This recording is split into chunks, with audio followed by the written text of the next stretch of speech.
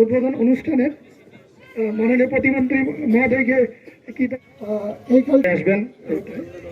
পঞ্চগড় জেলার বোদা উপজেলাধীন কর্মসূচির ধারাবাহিকতায় আজকে পঞ্চগড় জেলার ঝিনাইগুড়ি পানির ঢল নেমে আসে, তখন নদীটির উৎপত্তি স্থল এবং খালের উৎপত্তি স্থানে ফসলের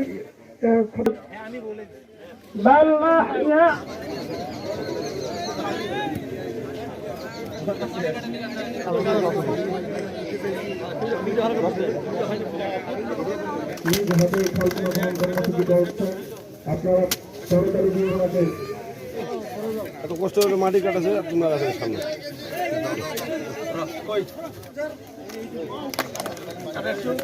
কিন্তু আমাদের পৌরসভাবাসীর জন্য একটি ঐতিহাসিক দিন। এই খালটি যখন খোঁড়ার জন্য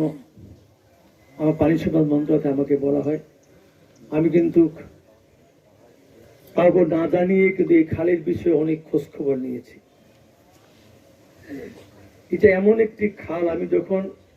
একা একা রাজার ডিগ্রি পারে বা ওই যে আমাদের মহিলা কলেজের পারে যখন দাঁড়িয়ে দেখেছি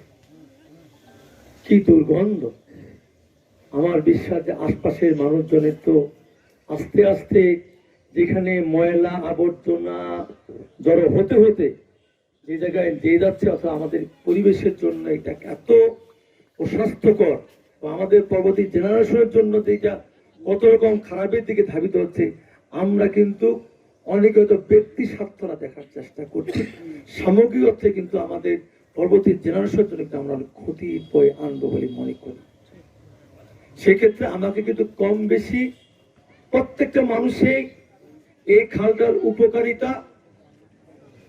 এই খালটা যদি আমরা খনন করার পরে ধরে রাখতে পারি, রাস্তার দুই ধারে যদি ওয়াকিং হাঁটার জন্য ব্যবস্থা করে দিতে পারি,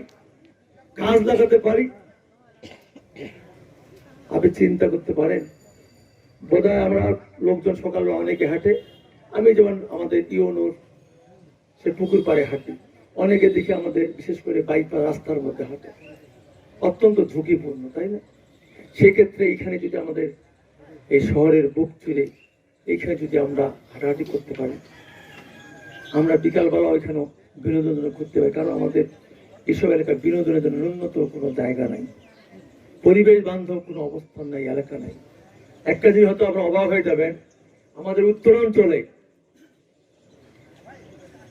উত্তরাঞ্চলে এত গাছপালা কম, যেখানে একটা মানুষের স্বাভাবিক অক্সিজেন নেওয়ার জন্য প্রায় 20% প্লাস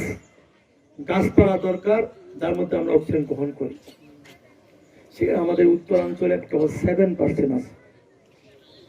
বুঝতে পারছেন? আমি মন্ত্রী হওয়ার জানতাম না, যখন যৌথ মিটিং করেছি তখন ওই বন ও পরিবেশ মন্ত্রণালয়ের আমাকে যারা সচিব সবরক তারা বলছেন, স্যার আপনাদের ওই উত্তরাঞ্চল কিন্তু